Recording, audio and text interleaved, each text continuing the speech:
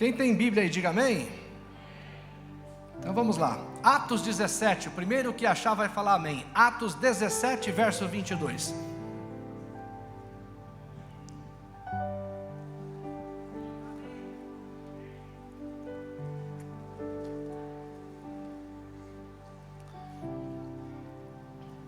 Vamos lá, está valendo.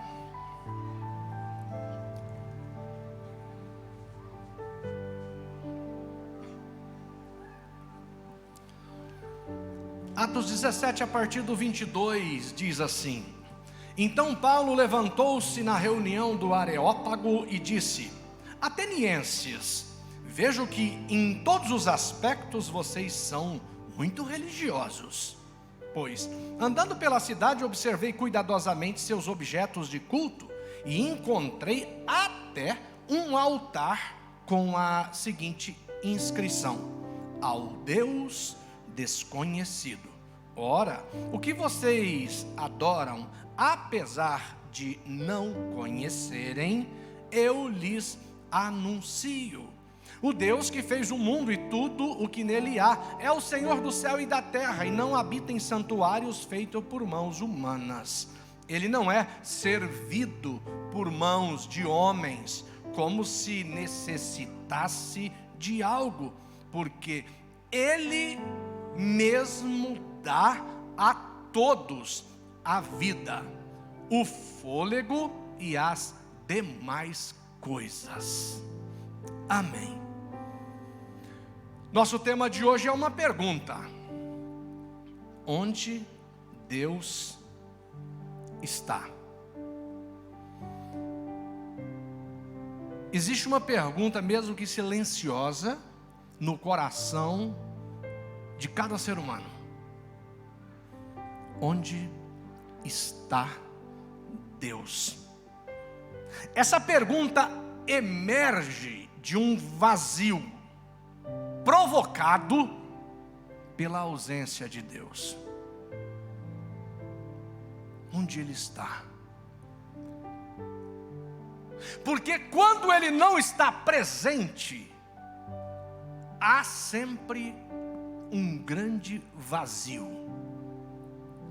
De formas diferentes, com entendimento ou sem entendimento, o coração humano sempre busca por algo além e maior do que a si mesmo. Faz parte do coração humano como criatura, nós que não somos criadores de nada, que somos criaturas. Esse coração humano sempre busca por algo além de si mesmo, e que seja inclusive capaz de explicar e dar sentido para a vida. Por que eu vivo? Por que eu existo? Por que eu estou aqui? Por quê? Nessa busca por Deus, pessoas criam seus próprios deuses, mas em algum momento da vida, esses deuses humanos sempre nos decepcionam. Os homens criam seus deuses porque precisam de um Deus. E se eu não tenho, eu faço. Mas esses deuses criados pelos homens, inevitavelmente, em alguns pontos cruciais da vida, esses deuses desamparam os homens. O ser humano, como um ser espiritual e por natureza um adorador, e isso não tem nada a ver com escolha, eu escolhi ser adorador. Não, isso tem a ver com o modo como o ser humano foi criado, com a sua essência. Ninguém escolhe ser adorador ou não ser adorador. todo ser humano é um adorador. A gente só escolhe a quem adorar, ao que adorar. Todo ser humano é adorador. Todo ser humano precisa se prostrar diante de algo. O ser humano é criatura. Você não criou você, você não fez você. Você não explica o modo como você veio. E o coração humano precisa dessa explicação. Isso tem a ver com o sentido da vida. Entendeu? Aí tem que ter alguma coisa para adorar. Algo dentro de nós. Dentro de cada um de nós. Fora, além da nossa própria consciência. Mais profundo do que a nossa inteligência. Nos leva a adorar. Adorar alguma coisa, seja lá o que for. Até mesmo um ateu é um adorador. Ele vai adorar alguma coisa, seja lá o que for. Tem uns que dizem assim: olha, primeiro a obrigação, depois a devoção. Aí você fala assim: então esse não é adorador. Ele é adorador também. A questão é que ele adora o trabalho. A questão é que a devoção dele está ao seu serviço. Mas como um ser adorador, nós corremos um grande risco de tentarmos colocar outras coisas no lugar de Deus na nossa vida. E tudo isso tem a ver com uma pergunta do coração do homem: onde Deus está? Onde Deus está? Então, no capítulo 17 de Atos, nós temos este acontecimento emblemático que parece ilustrar isso que acontece no mundo todos os dias. Eu vou ler um outro pedacinho deste capítulo, e agora os versos 15 e 16, que assim está escrito. Os homens que foram com Paulo o levaram até Atenas, partindo depois com instruções para que Silas e Timóteo se juntassem a ele, tão logo fosse possível.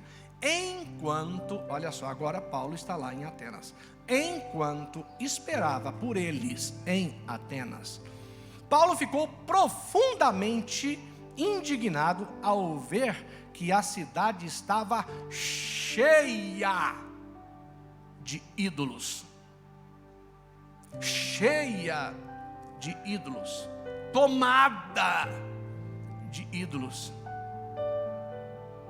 E por que tantos ídolos? O porquê disso? Por causa de uma pergunta do coração do homem: onde está Deus? Veja a experiência dos atenienses. Era uma cidade muitíssimo religiosa. Pensa num povo religioso. Eles buscavam adorar de inúmeras formas. Alguns estudiosos afirmam que lá tinham mais deuses do que pessoas. E sabe o que é isso?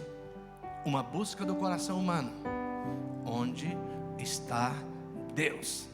Eu já fiz um, mas parece que não é Deus. Aí eu faço o outro. E ele me desaponta em algum momento da vida. Eu falo, mas também não é esse. E aí, vamos para a próxima tentativa. Também não é esse. E tinham mais deuses do que pessoas. Mas hoje não é tão diferente assim. Às vezes se comenta e fica assustado com a com a Índia, não é? Porque lá só catalogados tem 300 milhões de deuses. E se for incluir os não catalogados, tem mais de 1 bilhão de deuses. Aí você fala, nossa, para que isso tudo? Hoje em dia é um pouco parecido. Para muitos aqui, o boi também é um deus, não é só na Índia. O boi também é. Ué, o deus dele é o boi. A fazenda, o diploma, a casa, o corpo, o cabelo, o carro, as coisas, o nome, e por aí vai. E lá em Atenas, Paulo está falando de Jesus, um Deus vivo e verdadeiro, que recebeu o nome de Emanuel, que quer dizer Deus conosco.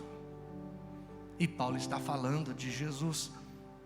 Mas tem uma coisa muito curiosa lá em Atenas, porque em meio aos milhares de ídolos, o Paulo encontra um altar que ele não tinha nome de um Deus específico, mas ele só tinha uma identificação: altar ao Deus desconhecido.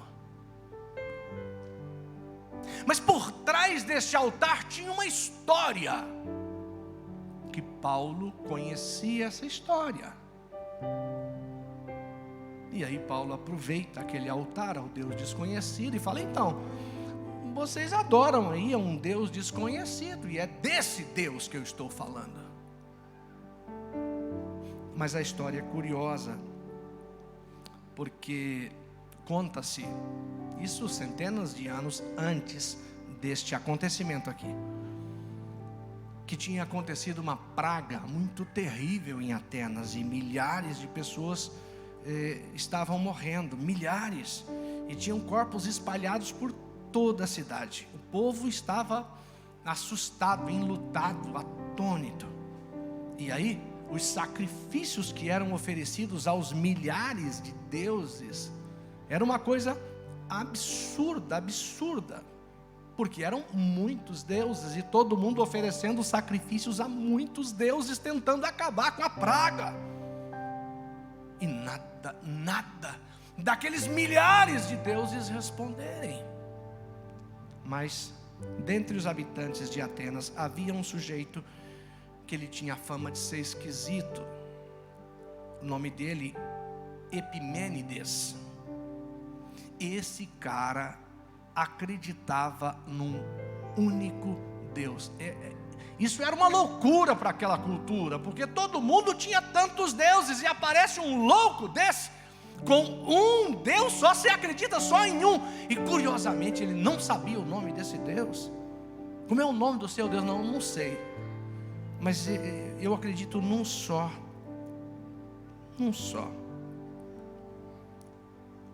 O motivo dele acreditar nesse Deus, que ele nem sabia o nome, é que numa situação terrível da sua vida, ele tinha clamado a esse Deus que ele não sabia o nome, e esse Deus tinha lhe socorrido, tinha lhe salvado. E agora que todo mundo já tinha clamado a todos os deuses e nada de resposta, eles procuram este homem esquisito e diz assim: meu, clama ao seu também. Você tem um só, clama a ele. E esse homem teve uma ideia muito estranha. Olha o que ele fez. Ele falou: vocês vão trazer algumas ovelhas. Tragam algumas ovelhas, nós vamos colocá-las aqui no Areópago. Nós vamos colocar nessa colina onde tem milhares de ídolos. A gente solta as ovelhas aqui, e as ovelhas vão sair andando juntas para algum lugar, e elas vão indicar onde elas pararem. É o lugar onde nós vamos oferecer um altar ao meu Deus, que eu não sei o nome. Eles então soltaram as ovelhas, e as ovelhas saíram desviando dos ídolos, desvia daqui, e elas se afastaram de todos aqueles ídolos, e as ovelhas pararam num lugar onde não tinha nenhum ídolo. E elas caminharam para um lugar onde não havia nenhum ídolo. Pararam ali. E o Epimênides disse: é aqui, nesse lugar sem ídolos, que nós vamos oferecer um altar ao meu Deus, que eu não sei o nome. E ali ofereceram um altar, como não sabia o nome, um altar ao Deus desconhecido. Mas quando ofereceram aquele altar, a praga cessou. Parou a praga. Aquele altar tinha uma mensagem silenciosa para aquele povo procurando Deus. Eles agora sabiam que havia um Deus vivo e poderoso, e que eles não conheciam nada dele. Eles tinham tantos deuses, casas cheias, ruas cheias, praças cheias, mas eles, aqui dentro, não tinha nada. Eles tinham muitos deuses, mas eles não conheciam o Deus verdadeiro.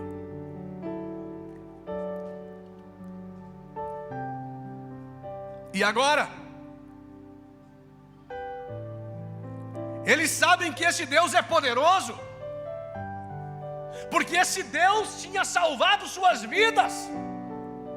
Esse Deus tinha livrado eles da morte. Eles não sabem nem o nome desse Deus, mas estavam vivos por causa desse Deus. Eles olhavam para os seus milhares de altares e sentiam um vazio. Havia uma pergunta reverberando no coração de todos eles: onde Deus está? Tem um monte de coisas que nós fizemos aí, mas cadê Deus? Onde Deus está? O ser humano procura por Deus. O espírito humano precisa de Deus. Talvez no coração de algumas pessoas aqui neste santo lugar haja essa pergunta inquietante: onde está Deus? Você pode ter vindo aqui por causa dessa pergunta no seu coração: onde está Deus? Tanta coisa que você já acreditou, tanta coisa que você já amou, te decepcionou. Quando você lê a Bíblia, bem como quando você observa os rastros de Deus pela história da humanidade, você vai perceber que a presença de Deus muitas vezes, guarde isso porque pode chocar você, a presença e a pessoa de Deus por muitas vezes confunde a lógica humana, confunde a lógica da ciência e confunde até a religiosidade humana. Porque na religiosidade humana, na busca por Deus, os homens criam seus próprios deuses. Onde Deus está? Ele estava na sarça, no meio do deserto, com Moisés. Onde está Deus? Ele estava no deserto, na noite fria, com Jacó. Onde está Deus? Ele estava no meio daquela fornalha, com os seus 3 jovens na Babilônia. Onde está Deus? Ele estava com Daniel dentro da cova dos leões. Ele às vezes está naqueles lugares e ocasiões em que nem conseguimos notar a sua presença por causa das nossas decepções e pelo entorpecimento das dores e traumas da vida. A gente está tão angustiado, a gente está tão entorpecido, a gente nem enxerga as coisas direito e a gente pergunta: onde está Deus? E pode estar bem perto. Às vezes Ele não está no carcereiro, às vezes Ele está com o presidiário, às vezes Ele não está com a toga, mas no banco do réu, com um ladrão arrependido. Onde Deus está? Às vezes Ele está com quem reparte um pedaço de pão, mas às vezes Ele está com quem está pedindo um pedaço de pão. Às vezes Ele está com quem faz uma visita a um enfermo no hospital, e às vezes Ele está exatamente com o enfermo no hospital. E Jesus falou assim: olha, eu estive com fome e vocês me deram de comer, ou não deram de comer. Eu estive nu, eu estive preso, eu estive doente. Mas quando? Quando um desses pequeninos estava lá, era eu. E nós estamos perguntando: onde Deus está? Às vezes Ele está com quem oferece um pouso ao andarilho, e às vezes Ele é o andarilho. Às vezes Ele é percebido na cruz do meio como o Salvador, mas às vezes Ele é encontrado na cruz ao lado, na vida de um pecador arrependido que diz: eu quero mudar de vida, eu não quero continuar assim, eu não concordo com aquilo que eu mesmo faço. Nesse momento eu posso estar falando com pessoas que estão vivendo essa crise interior. Você diz assim: eu estou repetindo isso por tanto tempo, mas eu não aguento mais, eu quero mudar, eu quero mudar. Eu não vejo a hora de mudar de vida. Então, eu estou vendo Deus na sua vida. Ele está na lágrima daquela pessoa que chora e diz: eu quero começar de novo, eu quero consertar o que eu quebrei, eu quero perdoar, eu quero pedir perdão, eu quero voltar. Nessa lágrima está Deus. Ele estava naquelas lágrimas amargas de Pedro arrependido por ter dito assim: eu não conheço Jesus. E agora Pedro derrama lágrimas amargas, e Deus estava naquelas lágrimas. Se não podíamos ver Jesus naquele Pedro, se não podíamos ver Jesus naquele Pedro que por 3 vezes disse: eu não conheço Ele, agora nós podemos ver Deus na vida do Pedro, que por 3 vezes diz: eu te amo, Jesus, eu te amo, Jesus, o Senhor sabe, eu te amo, Jesus. Por favor, fique de pé.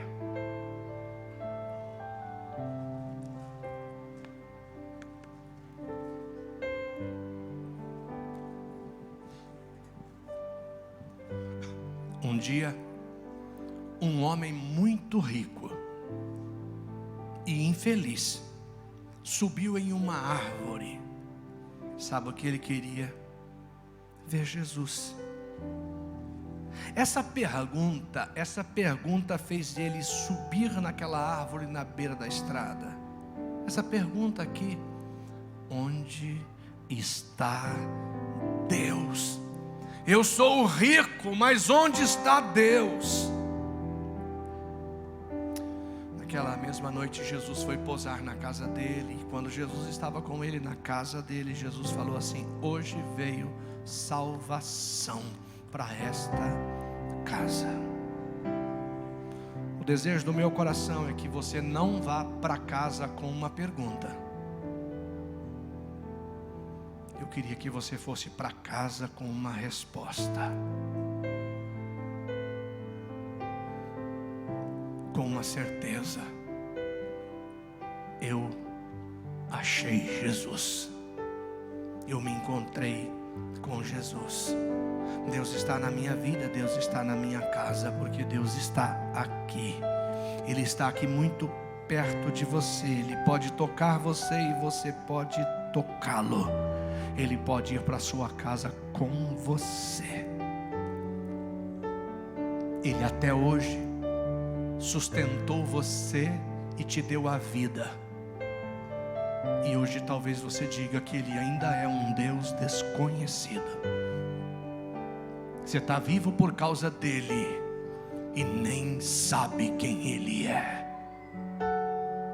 Ele não deixou a praga matar você e você nem sabe quem Ele é. E talvez já tenha construído dezenas, centenas de deuses. Recline a sua cabeça. Converse com Deus.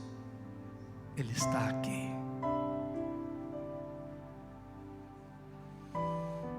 Se nessa noite tem alguém no meio desta multidão,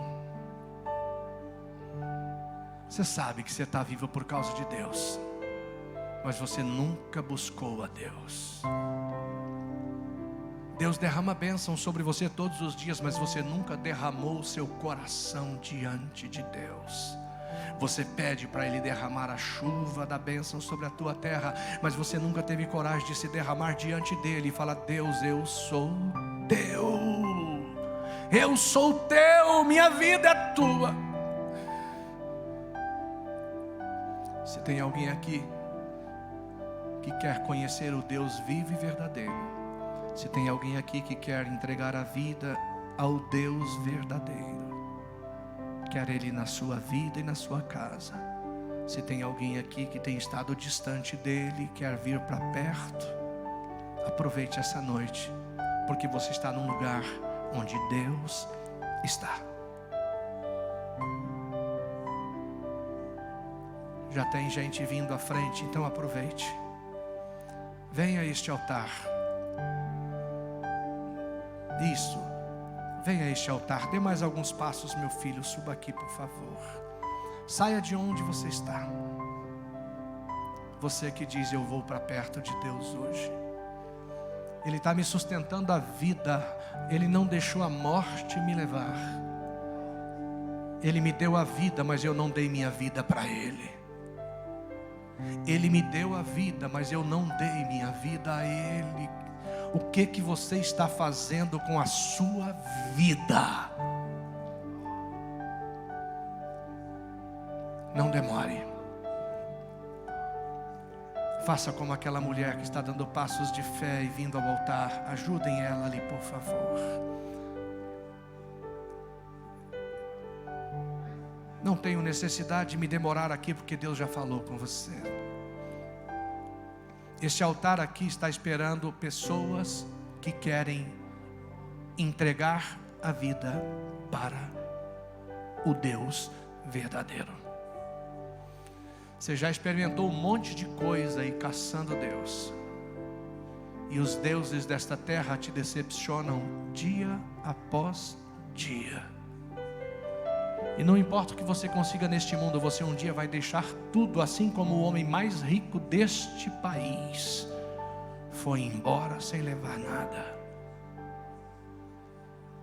Tenha Jesus na sua vida. A igreja esteja orando, enquanto nossa equipe ora por essas pessoas. Enquanto estamos orando, você pode vir. Afinal, a palavra já foi dita mais uma vez ao seu coração. Pai, confirma a decisão dessas pessoas que se derramam neste altar. Confirma.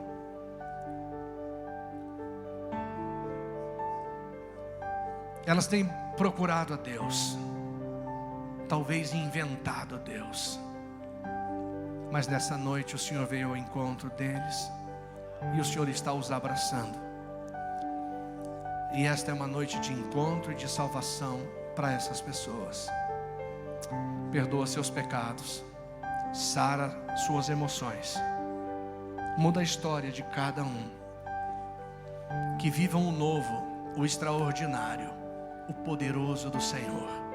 Escreva seus nomes no livro da vida, e que eles nunca mais sejam os mesmos, porque o Senhor estará com eles para sempre. Eles não vão mais adorar o Deus desconhecido, porque o teu Espírito revela ao coração deles o Deus verdadeiro, em nome de Jesus. Quero orar com todos. Levante suas mãos para os céus. Pai, pode parecer meio esquisito, eu sei, mas nós temos um único Deus. A gente pode ser chamado de esquisito, eu sei, mas é que o nosso Deus é vivo e verdadeiro. Ele nos livra das pragas, Ele guarda a nossa casa, Ele guia o nosso coração, Ele nos sara, Ele nos ensina. Nós não carregamos Ele, Ele nos carrega. Nós não criamos Ele, Ele nos criou.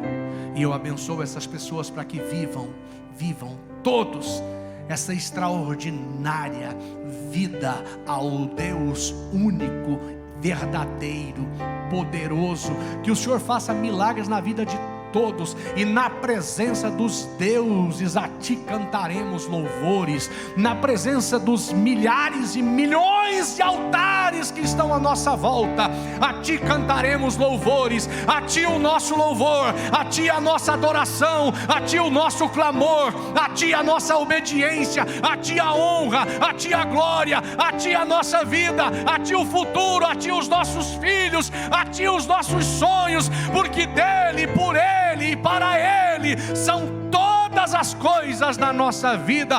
Glória, pois, a Ele eternamente. Amém, amém. Deus te abençoe, tenha uma linda semana na presença do Deus único, vivo e verdadeiro.